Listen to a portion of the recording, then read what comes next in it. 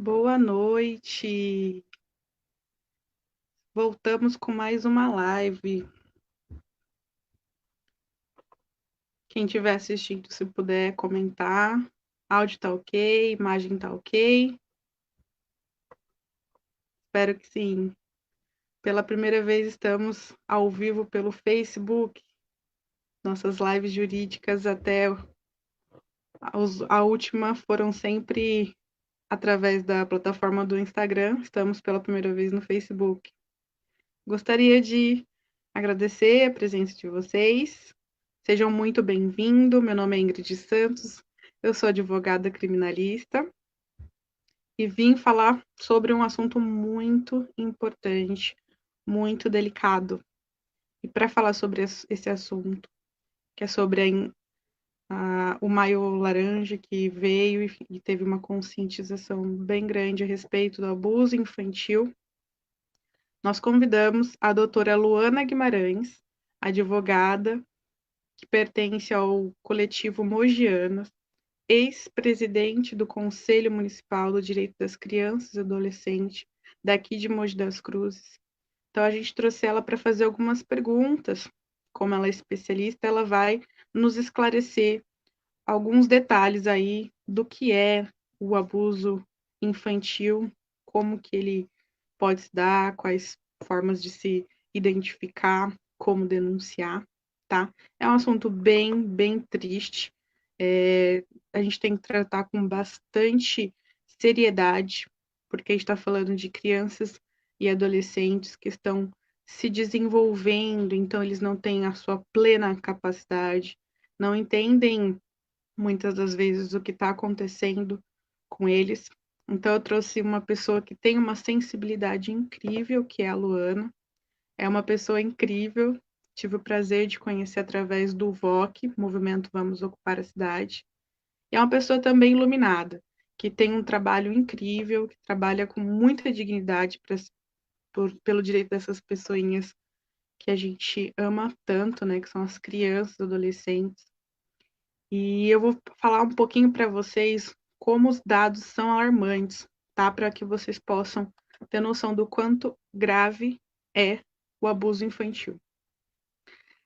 Segundo os dados divulgados pelo 13º Anuário de Segurança Pública, 53,8% das vítimas de violência sexual tinham até 13 anos de idade. 66 mil casos foram registrados em 2018. 81,8% eram do sexo feminino. 50,9% eram negras. 180 estupros por dia. 75,9% possuem algum tipo de vínculo com o agressor, entre parentes, companheiros, amigos e outros. Então é um tema muito sério. Agora, com um período de pandemia, mais de 70% dos casos, os agressores são dentro da própria família. Então, a gente imagina que nesse momento de isolamento social, de quarentena, essas crianças estão sob o cuidado direto do possível agressor. Então, é um momento de muita cautela, muita atenção por parte de todos nós, sociedade, vizinhos, quem conhece as crianças que sofrem algum tipo de abuso. Então, eu vou chamar a doutora Luana Guimarães para compartilhar com a gente algumas informações muito importantes. Boa noite. Boa noite. Tudo bem? Tudo bem? Como vai? Tudo bem. Lu, eu gostaria que você falasse para a gente um pouquinho sobre a sua trajetória profissional. Tem bastante aluno de direito que nos segue e gostaria de ter a mesma atuação. Então, conta um pouquinho para a gente do seu histórico. Bom, eu sou advogada, né? Me formei em 2008 e desde a faculdade eu já estagiava nas áreas de infância e adolescência, fiz estágio no Ministério Público aqui da cidade e também lá no Ministério Público no cumprimento de medidas socioeducativas, no BRAS, né? E a minha monografia também fiz voltada para esse tema, sempre foi um tema que eu sempre gostei muito de trabalhar. E enquanto advogada, eu trabalho com o tema mais quando a gente trata de família, questão relacionada à adoção, né? E eu procuro me envolver aí mais enquanto representante da OAB no conselho, do qual eu atuei desde 2017, no Conselho Municipal da Criança e do Adolescente. E venho trabalhando essas temáticas de proteção da infância desde então, né? Mas foi uma coisa assim que nunca saiu assim na minha esfera de atuação, muito embora enquanto advogada eu não tenha uma atuação direta, porque são casos que são sempre defendidos juridicamente pelo Ministério Público ou pela Defensoria de Justiça, né? Uhum. E a sua experiência veio mais da sua atuação com o conselho, né? Isso, com conselho, e eu trabalho bastante também em atendimento a mulheres vítimas de violência. Eu sou pós-graduada em Direito do Trabalho, né? Então, são outras áreas, outras demandas, outras vulnerabilidades que eu também atuo de forma mais direta. Uhum. Muitas perguntas vieram, né, da caixinha do Instagram, algumas também no Messenger do Facebook, e as pessoas queriam saber quais são as formas mais comuns, né, de abuso infantil. Uhum. Você colocou inicialmente o mês de maio, né, que seria o mês que a gente fala muito dessa temática, né? Eu lembro que pelo conselho a gente sempre fazia ações, dava muitas palestras e procurava ter um engajamento realmente para a gente pensar sobre o abuso infantil, quais são as condutas, o que a gente pode fazer para trazer mais proteção às crianças. O dia 18 de maio, ele é o Dia Mundial do Combate ao Abuso e Exploração Sexual Infantil. E o dia 4 de junho, que foi há pouco, ele é o Dia Internacional das Crianças Vítimas de Agressão. Então, são contextos aí de violências dos quais as crianças e adolescentes podem ser vítimas, mas um é relacionado a condutas sexuais e outro é um conceito mais expandido, né? Então, o abuso sexual, ele vai ser todo aquele ato de conotação sexual que é praticado contra a criança ou adolescente com o uso de força física, coação emocional ou psicológica e que tem por finalidade usar a criança para obter um prazer sexual. Essa é mais ou menos a definição legal da questão, né? Ele pode ou não ter contato físico, né? Tem muita gente que pensa, as pessoas pensam que é só o ato em si sexual que acarreta uma violência, e não é. Ele muitas vezes ele pode ser caracterizado com contatos físicos como beijo, carícias, né? Tentativa de relação sexual ou com violência e com contato sexual. E alguns atos, como, por exemplo, submeter a criança a alguma exposição, né? Falas, pornografia, né? A questão da internet também é uma forma de abuso sexual. Uhum. Dados do Ministério da Saúde dizem que 70% mais, né, do que 70% dos casos, as crianças sofrem abuso dentro de casa, pelos seus familiares mais próximos, né? E agora com isolamento social, essa situação de quarentena que a pandemia nos trouxe, esse risco, ele é bem maior, né? Mas, assim, tirando o pensamento leigo das pessoas, quais são os riscos reais dessas crianças no período de quarentena? Quais são as consequências para a vida delas? O principal risco, no caso, é a restrição aí da forma da atuação da proteção, né? A maior parte das crianças envolvidas em contexto de violência, elas vão ter entre 7 e 14 anos de idade, o que retira da criança qualquer autonomia para que ela possa, muitas vezes, identificar a violência ou pedir ajuda, né? Dentro de casa, como você mesmo trouxe a informação do dado, é o índice maior, né, que ela está ali suscetível àquela violência. E a falta, por exemplo, da frequência da criança na vida escolar, que é um lugar que traz uma proteção, né? Existem outras pessoas que fazem esse acompanhamento, que podem identificar uma violência, que podem fazer uma denúncia, já não tem mais esse alcance. Então, a criança fica muito mais vulnerável, né? Ela não pode sair para brincar na rua, de forma que algum outro vizinho, outro parente, ou alguma outra pessoa possa identificar e fazer a notificação dessa violência, e isso acaba agravando um pouco mais a situação da violência em si. E a escola, realmente, como você falou, é o momento ali que os professores, principalmente nessa idade, né, as cuidadoras, que a gente chama de tia da creche, elas se identificam através do comportamento das crianças, se elas estão ou não. Isso, são pessoas que também têm vínculos com a criança, que a criança se sente confortável em, de repente, relatar ou contar alguma coisa, e são pessoas que também estão preparadas para ter esse olhar, essa visão, né? Conhecem, muitas vezes, de conviver com a criança, conhecem o jeitinho dela, sabem que alguma coisa não está bem, e podem, dessa forma, ampliar a proteção daquela criança que está fora do contexto familiar. Isso já é muito difícil, porque a violência em si, ela já tem essa questão de ser intrafamiliar, é uma característica que a maior ocorrência dela é intrafamiliar. Existe uma atmosfera de segredo, né? Aquela coisa que as pessoas não denunciam, muitas vezes tem um outro familiar envolvido, o marido, o padrasto, o filho mais velho, então a pessoa, ela pensa muito, né, em fazer de fato a proteção em detrimento do agressor, né? Então já é um contexto muito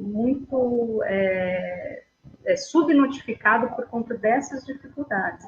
E a criança, então, fica à mercê de tudo isso. Lembrando o pessoal que assistiu não, a live de domingo, a gente estava falando das consequências psicológicas, né, da pandemia. E nesse período de pandemia, primeiro, a gente falou lá atrás, no começo, que aumenta o número de divórcios, então aumenta a tensão ali intrafamiliar. Então, ali tem pais e mães que às vezes não tinham o hábito de passar por tanto tempo com os filhos, começam a lidar. Então, nesse contexto, aumenta-se a violência na forma de física, né? Castigos físicos, Exatamente. Tem também ali aumento de vícios, então tem pessoas que começam não, que se drogam com mais frequência, seja ali drogas drogas, álcool. ilícitas, álcool, uso de pornografia, e aí nesse contexto da pornografia, infelizmente a gente tem muita literatura pornográfica que envolve relação sexual de pai, filho, enfim, e aí acaba colocando dentro da cabeça desse indivíduo essas hipóteses. Então, às vezes, a gente está ali no contexto que uma família nunca houve, óbvio sexual, e de repente uma pandemia, por causa de todas essas questões psicológicas, pode trazer o primeiro episódio. Então, quando a gente fala que o alerta, ele é muito importante a gente prestar atenção nesse assunto agora, porque talvez essa criança nunca tenha sofrido, ela está sofrendo agora, nesse primeiro momento. Então, a gente tem que tentar observar, como a Luana falou, nós como vizinhos, como sociedade, a gente não pode deixar para lá. É uma situação muito, muito intensa, muito complicada. Essa criança ela vai sofrer problemas Muitas vezes psicológicos. você é a única oportunidade, né, que a criança tem de pedir um auxílio, de ter um socorro, ou até mesmo de entender o contexto, né? A criança tem muito isso, né? Ela muitas vezes ela não tem nem palavras para descrever o que aconteceu, porque ela não conhece o que é aquilo, o que é aquele ato, o que a pessoa fez com ela. E muitas vezes ela tem um vínculo afetivo com esse agressor. Então ela não pensa que por parte do agressor aquilo é uma violência, ela pensa que é um carinho, que é um segredo, que é uma coisa boa, e ela não entende o contexto da violência que ela está vivendo. Então, isso acaba fazendo com que ela fique muito tempo aí submetida a essa violência, até que esse ciclo se rompa, e que ela passe reiteradamente por essas condutas, até que algum dia alguém possa identificar um comportamento diferenciado, alguma coisa, e possa trazer essa vivência de violência para poder fazer alguma proteção.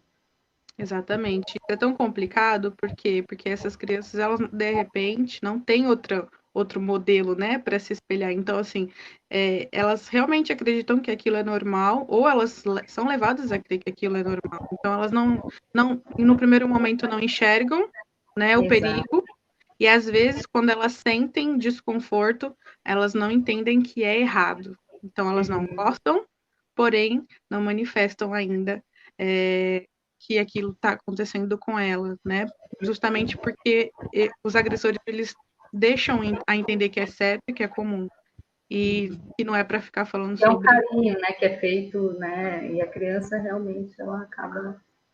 Exatamente. Entrando nesse contexto, eu queria que você desse para a gente algumas dicas de como que nós, né, adultos, podemos observar comportamento, como a gente consegue perceber se uma criança está ou não sofrendo abuso. A criança que ela sofre abuso, ela acaba trazendo uma mudança de comportamento que ela vai ser notada por um adulto que tenha alguma observância, algum acompanhamento da criança, né?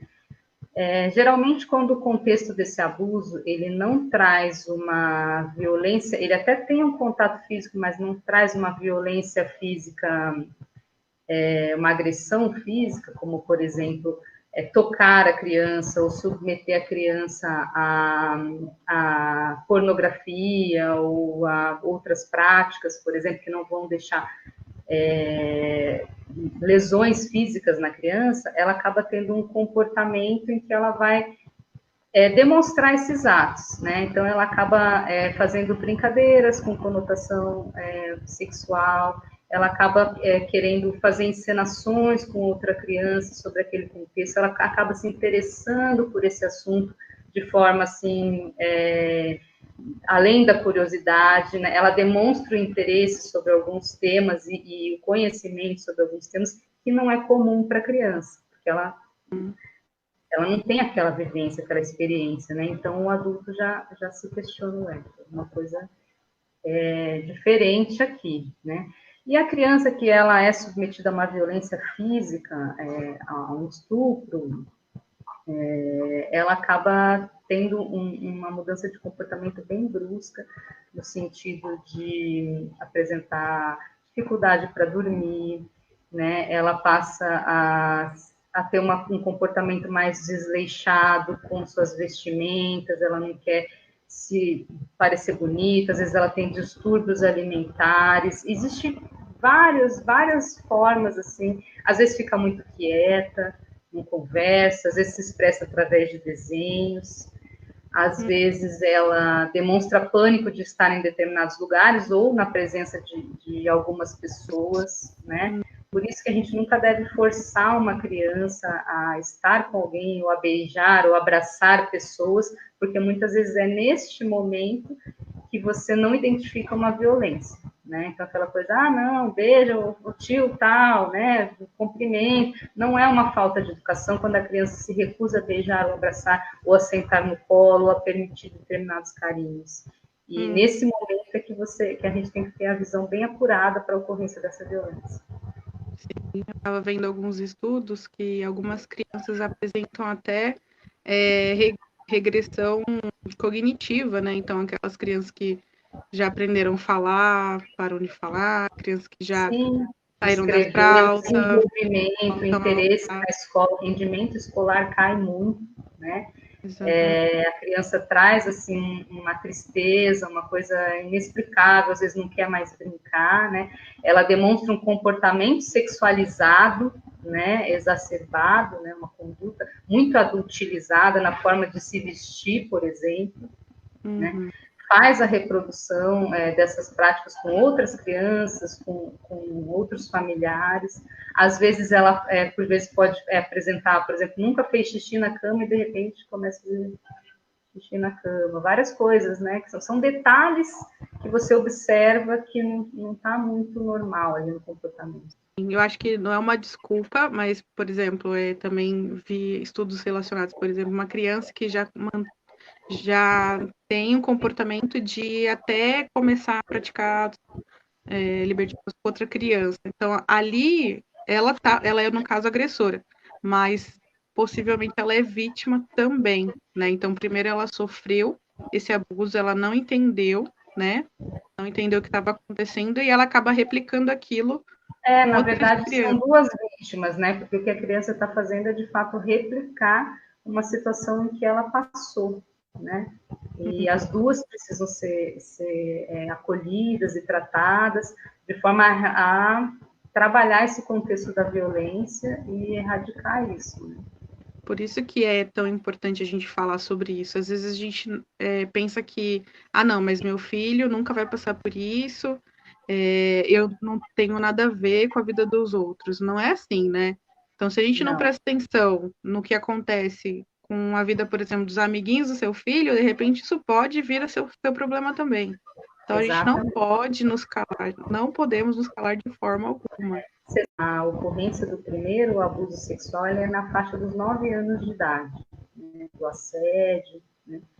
E uma coisa importante também da gente analisar nesse contexto é que a figura do agressor, ela comumente ela não é estigmatizada assim pela sociedade como aquela pessoa, ah, não, aquele cara ali ou aquela pessoa ali tem cara de agressor. É muito pelo contrário.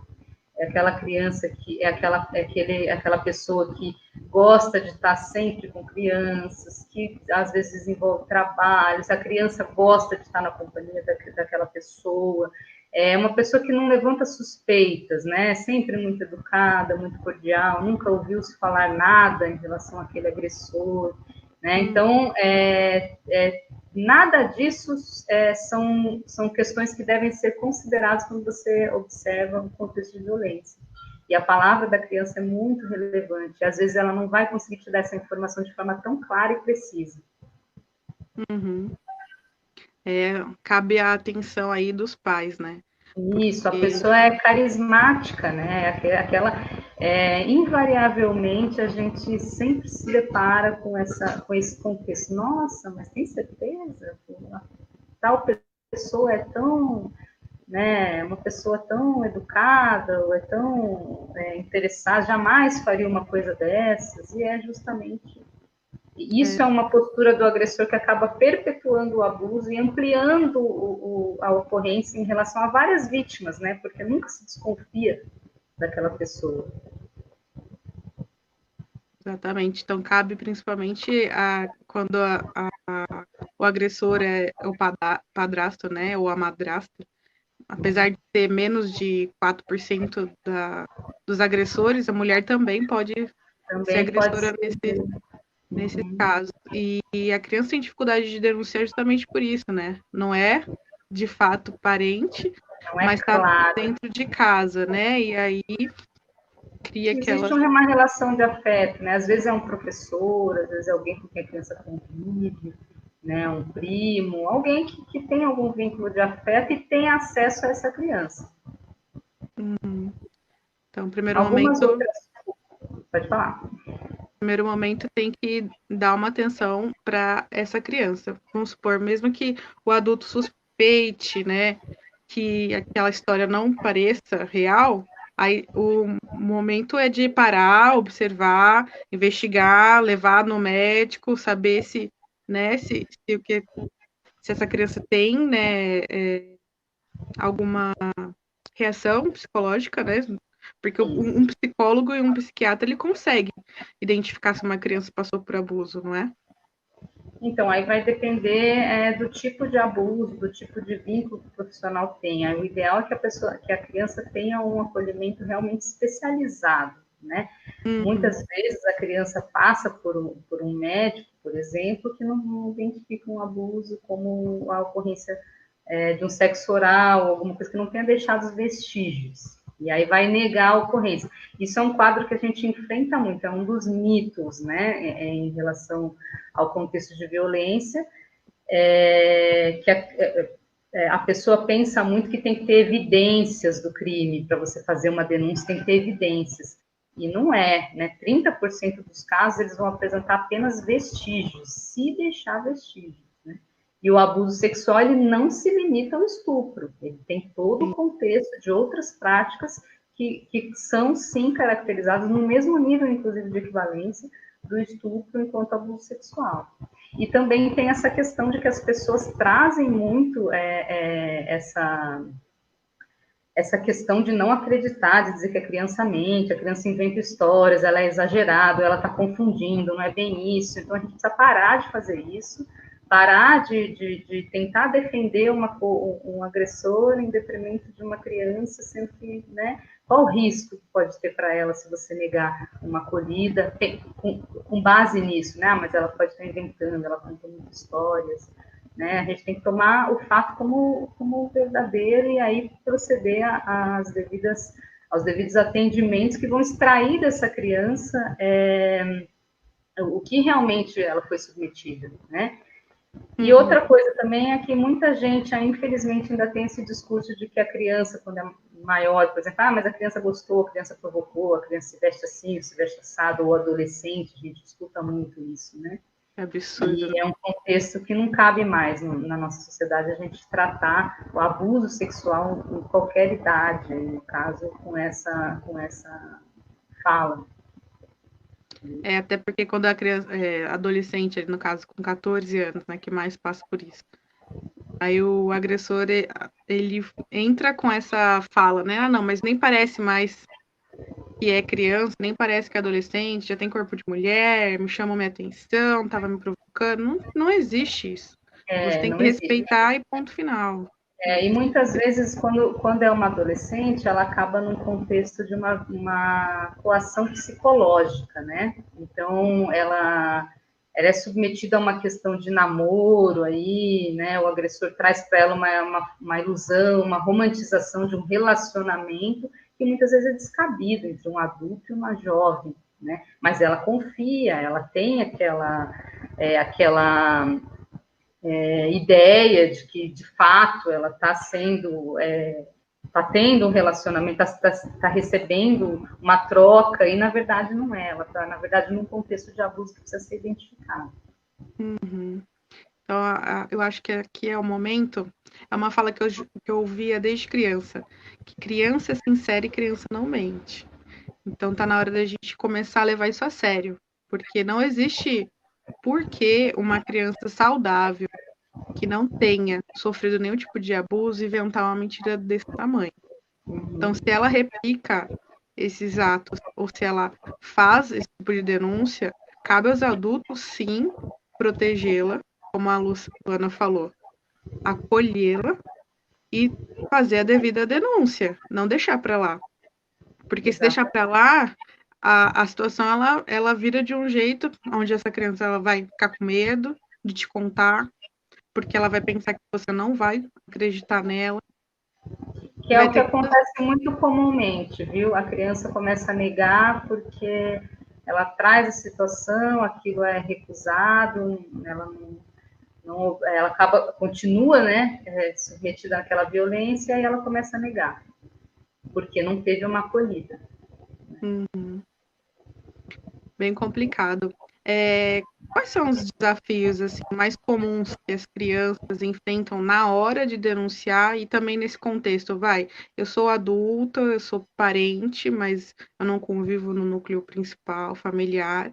Eu descobri e quero denunciar. Como que a gente pode fazer essa denúncia? O principal desafio da criança é identificar a violência e abordar essa temática. Né? A criança, dependendo da idade, muitas vezes ela não sabe nem como falar o que aconteceu. Né? Então, nós lidamos com a nossa sexualidade e também com a sexualidade dos nossos filhos, dos pequenos, de forma muito tabu ainda. Não se conversa, a criança sequer pode falar sobre as partes do seu corpo, né? A gente, se ela tem um determinado comportamento, ela é reprimida, né? Então, não pode falar isso, não põe a mão aí, sabe assim? Então, isso é uma coisa que precisa mudar, a gente precisa trabalhar muito mais a educação sexual das crianças desde pequenas, sim, e nisso a gente não está falando em ensinar o ato sexual para a criança, mas ela tem que ter conhecimento do próprio corpo e dos limites, de quem pode tocar, quem não pode, quais, né, como funciona o corpinho dela, até porque ela possa relatar isso para você depois, né? Então, o tabu é o principal obstáculo que a criança tem para poder vencer, identificar uma violência, porque muitas vezes ela está naquele contexto, ela não sabe que não pode, que determinada pessoa não pode, carinhos daquele jeito não é permitido, que ninguém pode tocá-la, né, nas suas partes íntimas e tudo mais. Então, isso precisa ser conversado. E hoje em dia tem tantos meios, existem tantas formas lúdicas, existem livros, existem muitas formas da gente abordar. Não é tão ruim ou delicado como as pessoas acham, né? É muito melhor a gente trabalhar isso do que depois estar dentro de um contexto de violência. Né? E a dificuldade do adulto é sempre assim, a pessoa ela pensa muito para denunciar, porque ela acaba olhando muito para o contexto daquela família, né, daquele agressor, mas é aí que vai acontecer, a responsabilidade, e a criança é deixada de lado nessa análise, né? Então, são assuntos que continuam, sim, muito subnotificados. Às vezes, o próprio adulto que tem o dever de proteger aquela criança não vai fazer a denúncia, porque ele não quer envolver o pai, o padrasto, um filho mais velho, um outro familiar, num processo criminal, né? Então, não toma a devida providência. E a impunidade, que é, assim, muito elevada ainda, nos casos de abuso sexual, especialmente no caso de crianças, que a gente ainda tem uma forma muito primária de abordar processualmente a responsabilização do agressor, né? Então, como eu falei para você, a gente tem, por exemplo, desde 2017, uma lei que ela demanda a escuta especializada da criança, né? Por quê? Para que você possa trazer para o processo criminal uma forma mais efetiva de lidar com a denúncia da vítima, mais especializada, né? E evitar que a criança seja revitimizada. Então, isso é uma coisa que a gente precisa implantar ainda. Precisa fazer funcionar para que a gente tenha um processo crime que, de fato, considere a palavra da vítima, que tenha uma especialização para identificar qual foi o abuso que aconteceu, né? Senão os processos eles acabam sem solução e invariavelmente o agressor ele acaba na impunidade e acaba fazendo outras vítimas e assim sucessivamente. Você falou que também atua na área de família, né? Eu acho que é Sim. pertinente fazer essa pergunta. Nos casos em que já há processo criminal em andamento, ou até aqueles que já são condenados, por exemplo, o pai que abusou sexualmente da filha, ele tem o direito de, por exemplo, regulamentação de visitas? Ele pode visitar a filha? Não pode, né? A gente suspende todo e qualquer tipo de visita ou acesso em proteção, como medida de proteção à criança. Né? Então, não há que se falar em direito de visita quando você não tem direito à integridade física, dignidade, né? Um Uma direito pergunta. acaba se sobrepondo ao outro, né? Uhum. Muitas pessoas acham, né, que o direito à visitação ele é superior, aí perguntam, nossa, mas será que é possível? E eu acho que tem algum, na verdade, o direito ele acaba falhando em alguns momentos com algumas pessoas. A pessoa que tem um processo criminal em andamento, ela tem que pedir a suspensão também, né, da visitação, porque se, vamos supor, o juiz não está sabendo, o juiz da vara da família, por exemplo, não é o mesmo, o que regulamenta as visitas não é o mesmo que está processando ali a agressão sexual, realmente não há essa comunicação entre varas, e o agressor vem com aquela conversa de que é meu filho, eu tenho direito, eu posso assisti-lo, né, posso visitá-lo, e a mãe que não tem conhecimento acaba deixando, né? Isso traz depois É consequências. preciso que haja uma integração maior entre os órgãos de proteção para que essa proteção seja específica. A gente lida muito de forma setorizada, né? E não pode, no contexto de proteção da violência, ela precisa integrar todos os agentes. Então, é a escola, é o conselho tutelar, é a família, é a promotoria de justiça, é o juiz, né? Todos eles têm que trabalhar em conjunto naquela proteção, senão vai haver uma falha, e é nessa falha que o agressor vai perpetuar a violência. Exatamente. Foi esse contexto que eu tô te falando, inclusive, foi uma situação mais grave que eu tinha visualizado, foi quando eu estava estagiando, na época, no Ministério Público, e veio um caso desse, que o agressor, ele conseguiu enganar ali a família, porque não houve essa comunicação entre varas, falou que tinha o direito de visitação e acabou por estuprando de novo a vítima. Então, foi... Muitas vezes ainda não tem uma condenação criminal, né, o que acaba dando uma suposta inocência para o acusado, e aí o acesso por outros meios àquela vítima. Né? Isso é uma coisa que a gente precisa estar atento. Como eu falei, a questão da responsabilização, ela tem que partir a partir do indício, não precisa, nem precisa comprovar a ocorrência. O indício, ela já autoriza você a fazer uma denúncia e começar a notificar aí os órgãos de proteção daquela criança. Até porque a sociedade tem que ter essa noção. Você denunciar algo que você imagina, né, que está acontecendo, no primeiro momento não vai condenar o agressor, vai ser investigado.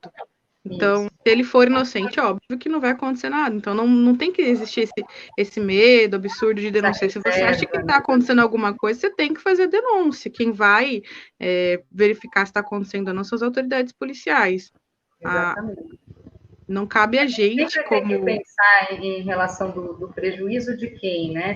Se eu deixo de fazer essa denúncia, quem fica prejudicado? A criança. Se eu fizer, quem vai ser prejudicado? O agressor. Se você for errar na proteção, né? Prefira sempre proteger a criança e não um adulto que é responsável, que pode lidar com aquilo, se for ou não for, né? Se não for verdade, ele vai se submeter a um procedimento, sei lá, mas o risco dele é infinitamente menor do que o da criança, que pode estar submetida num contexto de violência. Então, eu vejo muito isso também no contexto de proteção da mulher, por exemplo, vítima de violência. É a mesma coisa, né? A gente acaba, invariavelmente, tendo falas e posturas de proteção ao agressor. E é aquela questionamento da verdade o tempo inteiro. Mas será? Mas está falando a verdade? Né? Isso é muito ruim para o direito, para a justiça. Lu, e quais são os veículos de denúncia que podemos utilizar para fazer denúncia do abuso infantil? As denúncias anônimas, elas são feitas sempre pelo Disque 100, né? E 190, caso de que seja necessário o comparecimento da polícia, e também o conselho tutelar tem que ser notificado em caso de qualquer tipo de violência ou abuso. Então, vamos deixar aí uma dica geral para o pessoal. Como nós, como sociedade, podemos contribuir na prevenção do abuso infantil? Seria uma dica pessoal e profissional. Bom, a denúncia e a notificação, ela sempre vai interromper o ciclo da violência, tá? Então, seja ela anônima, direta, né? Na dúvida, faça a denúncia, porque ela vai, a denúncia do Disque 100, por exemplo, ela é duplamente veiculada para o Ministério Público, para o Conselho Tutelar, né? Então, eles fazem a visita com essa família, eles vão fazer o acompanhamento, vão verificar, no mínimo o que vai acontecer é eles irem verificar a situação, né? E isso pode aumentar muito a chance da criança, pode ser às vezes a única chance que ela tem de romper essa violência, né? Nem que não seja identificado num primeiro momento, só dela começar a ser acompanhada pelos órgãos de proteção, aí já vai intimidar o agressor, né? Ele já vai ver que existe uma postura ali protetiva, e existe aqueles olhos sobre a criança, e aí ele vai cessar essa agressão, é a tendência, né? A informação também, educação sexual como forma de trabalho educativo, respeitando sempre o desenvolvimento da criança, com meios adequados, tanto dentro da escola como dentro de casa, todo mundo falando a mesma língua sobre aquilo, traz para a criança uma maior clareza de fatos para que ela possa expor depois se ela é vítima de uma violência, né? Então, a gente precisa tratar isso sem tabu, com enfrentamento direto, com informação. E muitas vezes a criança pode escolher uma pessoa, às vezes pai, mãe, às vezes uma outra pessoa mais próxima, um professor, uma avó, um tio, né, um primo, alguém que ele tenha um vínculo para perguntar, e aquela pessoa tem que tratar do assunto com tranquilidade, né? A gente precisa tratar isso, assim, a informação sobre o corpo com tranquilidade, sem tabu. Né? A proteção, ela acaba sendo, nesse sentido, dever de todo mundo, pais, família, comunidade, professores, educadores, poder público, né, serviços de saúde, todo mundo tem o dever de proteção dessa criança. Uhum. E eu acredito que o envolvimento de todos os atores sociais no reconhecimento desses sinais de abuso, como foi falado, né? Às vezes a criança, os pais não conseguem identificar ou não tomam atitude em casa, mas é um professor, um educador, um médico, alguém que a criança tenha contato, né? Então, todos esses atores sociais, numa ação conjunta, a gente precisa trabalhar isso de forma mais integrada, né? Poder público, família, conselho tutelar, para que a gente consiga agir ali em benefício da proteção. O rompimento do pacto de silêncio, existe um pacto de silêncio, as pessoas elas têm muitas reservas, é um assunto que, ainda que ela seja vítima, ela tem vergonha de falar sobre isso, de até mesmo para buscar o próprio socorro, né? Uhum. Isso acontece quando você é adulto, né? Com mulheres adultas, a gente passa por isso, a pessoa não consegue trazer trazer a questão da denúncia da violência, porque ela se sente constrangida. Imagine só no contexto familiar, no contexto Não só tem uma constrangida, criança. como também se sente culpada, né? E às vezes, quando ela denuncia, as pessoas acabam trazendo essa possibilidade de culpar a vítima pelo estupro, Exatamente, o que é um exatamente. absurdo. Então, isso são posturas que nós, enquanto sociedade, precisamos começar a combater e ampliar aí o nosso olhar para poder atingir essa proteção. Uhum, com certeza. É um assunto muito delicado. Eu acho que o que mais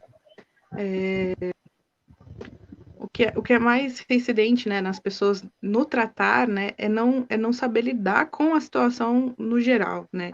Não saber conversar com as crianças. Às vezes ali falta uma comunicação da família com a escola, né? Porque, por exemplo, na maior parte dos casos, né, que quando a agressão vem da própria casa, né? A maior parte das vezes a mãe também sofre violência doméstica, né? Então ela não consegue se proteger e não consegue proteger o filho. Às vezes ela não sabe que o filho também está sofrendo algum tipo de abuso, ou às vezes ela simplesmente não sabe, às vezes ela sabe e não consegue mesmo externalizar essa Tomar uma agressão. atitude de proteção, né? Então, se a É um escola contexto muito vulnerável, com certeza. conversar com essa família, ela vai ver que essa mãe está fragilizada, que não é só a criança que está com um comportamento estranho. Então, se por exemplo, ali o contexto não é intrafamiliar, é de um professor ou é de repente, um familiar mais distante, se a escola fala, olha, seu filho está com um comportamento X, aí a mãe começa a perceber, o pai começa a perceber, aí começa a analisar qual parente que a criança fica mais estranha. Então tem que ter essa comunicação. Gente, qualquer coisa que aconteceu com qualquer criança, a gente tem que trazer um alerta e começar a conversar sobre. A gente precisa identificar o que está acontecendo. Não é normal simplesmente a criança mudar. Se a criança é muito faladeira, do nada ela fica calada. Se a criança é muito tímida, do nada ela fica muito erotizada. Isso não é comum. Então a gente tem que observar esses sinais, são sinais muito importantes. Às vezes a criança ou adolescente, até a mulher que sofre violência doméstica, eles estão gritando socorro e a gente que não está percebendo. E quando a Distúrbios gente alimentares, por exemplo, quando a criança passa a se vestir, às vezes é mais adolescente, passa a se vestir muito diferente, adotar um comportamento muito diferente, de forma a não querer chamar atenção. Né? São detalhes realmente que quem conhece a criança, acompanha ela melhor, consegue, né, pontuar. Isso, e por isso que eu digo também que isso é dever de todo mundo, é da família, mas é também da sociedade. Na sociedade está o vizinho, está o pastor, está a professora, né? O artigo 13 do ECA, ele fala que é obrigado a notificação ao Conselho Tutelar em caso de abuso. Né? E o artigo 245 do ECA, ele tem uma conduta criminosa quando você deixa de fazer essa notificação. Então, olha como é sério isso, né? Se você tem o dever de fazer a notificação e não faz, você está incorrendo num crime. Exatamente. Não é só a questão da ação e omissão, né? Existe também que se você não fez a denúncia, você Não corre um crime fizer a proteção, mais porque grave, que é seu dever proteger. Exato. E, assim, a última pergunta agora, que o tempo já está aí se alongando, passa muito rápido, a gente nem vê. Profissionalmente, você acha que teria aí algo que o direito poderia melhorar para defender o direito das crianças e do adolescente?